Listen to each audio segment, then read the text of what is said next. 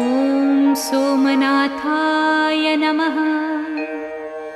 ॐ मल्लिकार्जुनाय नमः।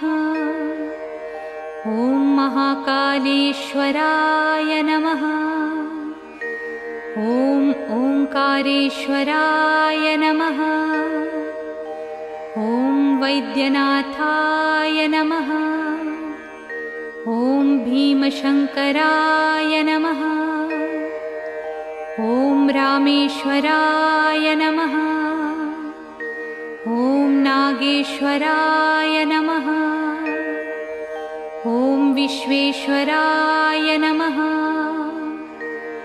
ॐ त्र्यंबकेश्वराय नमः। ॐ केदारेश्वराय नमः।